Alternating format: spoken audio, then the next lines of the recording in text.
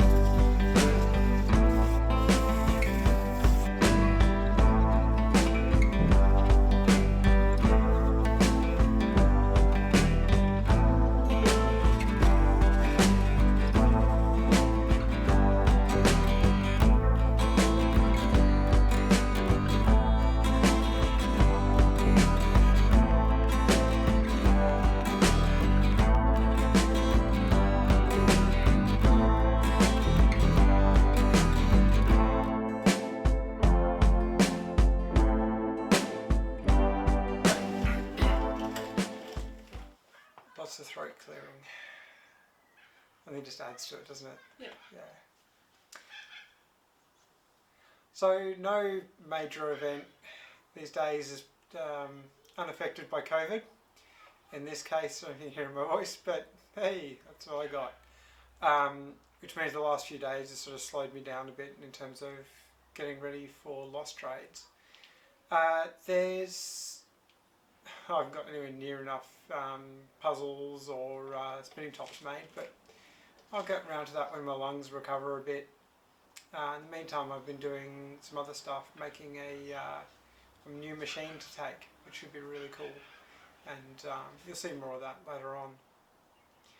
I've also, there's a big meeting today at the museum, and organising some volunteers. Organising volunteers for these events is huge. Making sure we've got enough people so that if someone drops out, whatever, it's good to have backups and extras and things just in case. We've got a stationary hay baler. It's the same thing we took in 2020, and we had an option for a really big bit of machinery. I mean, huge chaff cutter.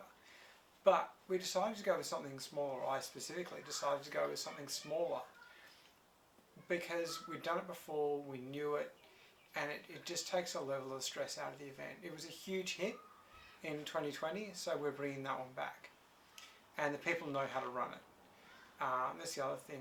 When I'm talking about volunteers, we need to know that if someone can't make it, we can still run the displays that we've brought to the fair. Now, in terms of the smaller activities and the kids' activities that we're going to be running, we also needed things like shade. We've got a marquee hopefully coming, which would be good, and we're making the jigsaw puzzles and some calico bags for those jigsaw puzzles on site as well. So we've also got to transport the jigsaw and the treadle sewing machine, the little Singer 15 coming along as well. So those are going to be transported as well and kept dry. And that's the other thing, at an event like this over a couple of days, you have to have some way of keeping everything dry overnight. So there's a lot that goes into it.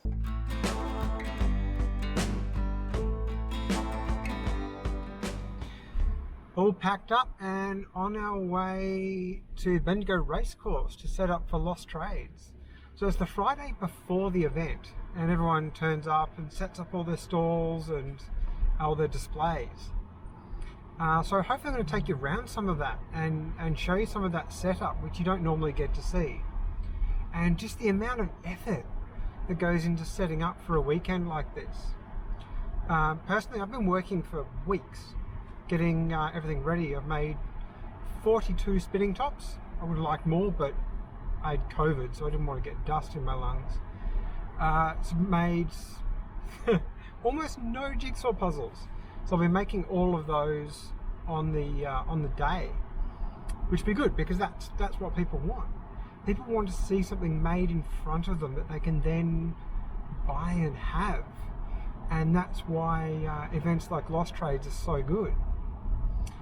So let's get up there and we'll start setting up, and I'll show you how I'll set up our stand, and then we'll have a look around and maybe have a look at what other people have got. We arrived on site at Bendigo Racecourse and we've got our pitch. It's all marked out. We originally were going to have a great big baler and an engine here as well, and that would have taken up 10 square meters or so, probably more actually, but that's not coming. COVID, it happens. So we've got a much smaller display this year. Now that means that we're going to have to try and think about how we position that so we still get a lot of customers in, and get the attention, because shows like this are amazing. People come to see everything, but you are still kind of vying for everyone's attention a little bit. So we'll set that up, and there might be a few iterations. Right, as I was driving here, I sort of winced at every pothole, but there was one particular big one, and I'm really worried about the sewing machine, because these things are not designed to be transported like this. So let's see, has it broken? No, it appears to be all there. Excellent. Cool. The belt's come off, but it's to be expected. Excellent. On with the setup. Okay, now is decision time. I've got almost everything off the trailer except for the sewing machine, and I'll get some help hopefully from the dry stone wallers to get that off. But I've got to work out where to place everything. So looking out this way, most of the people are going to be out this direction. So we've got the Hand Tool Preservation Society just there. We've got Bendigo Steam and Oil over that direction, I think, somewhere, probably there. Got the dry stone wallers setting up here, and the playground. So we've got quite a few children around with the playground there. I think that's a good direction to face. The treadle machines are all on grass, so I've had to put blocks under there so we can get a full, there we go, we can get a full movement. This one's just downright unstable on the grass, so I've got that on a big sheet of plywood, and that's running fine. Get that one going for you. There we go. And a little router bit's going around in the top there. Might see if I can get a smaller router bit for that. The treadle saw is on things. It's again a bit unstable, but it'll do. And then I've got to move the rest of the tables and the supplies in to probably form some more barrier. I might try and get some help with the gazebo. It's hard to do with one person. The stall is almost set up for tomorrow and overnight, so I'll leave the gazebo down flat. Won't raise it up until tomorrow. Give me a bit of peace of mind over the overnight. Now the other thing is, did you know Bunnings sell covers for homemade router tables? Well, actually they sell these barbecue covers. These ones are super cheap, and they're really good for this sort of thing where you've got an odd shape that you just need to cover up overnight. They're not good for long term. These ones are only cheap woven plastic, but they do work. So I'm going to chuck one of these on the router table, and then we'll go and try and find the wristbands that we need for entry tomorrow. And I'll take you around actually and show you what these sort of things look like when they're being set up. Lots of noise. So we've got the Hand Tool Preservation Society setting up, and the food court's coming together nicely too. So all these people come from all over the state to set up at an event like this. Things you don't normally think about.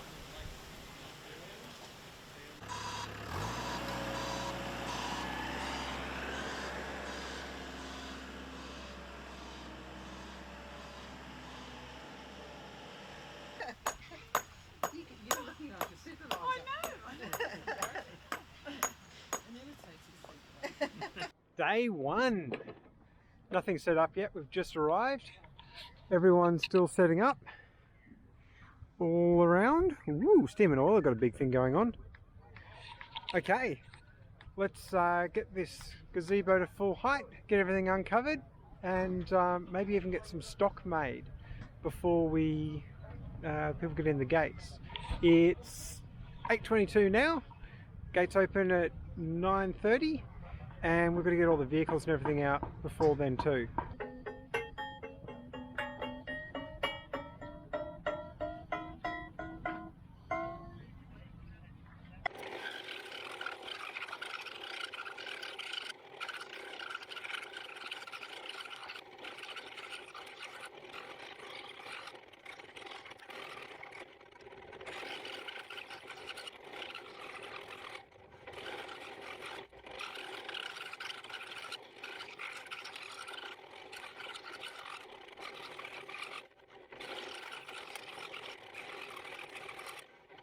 Here we are, morning of day two. We got smashed yesterday. It was amazing. We sold heaps of spinning tops, heaps of puzzles. People wanted stuff that was a bit different to what we expected. They're after really simple puzzles for toddlers. So I thought, happy to do that. That's great. I was probably making more of those today. We tried to get a few more spinning tops done last night. Made about 5 of them. Ended up finishing the last ones by phone torchlight, but we got at least another 5 for today, so that'll be good. Into it. Got horribly sunburnt, but you know, that's what it is. And more sunscreen today, more water, and get into it.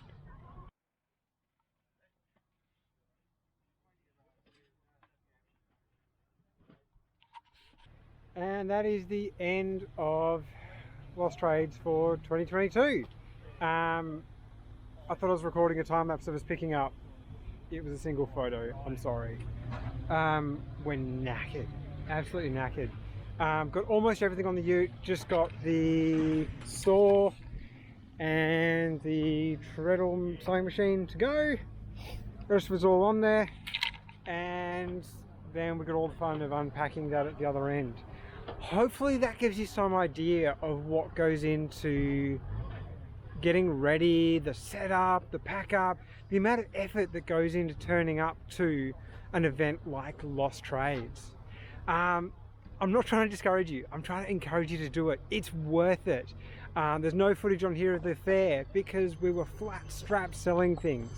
We had a great time, absolutely enjoyed it, and we will be back next year. I'm Tony the Tinker.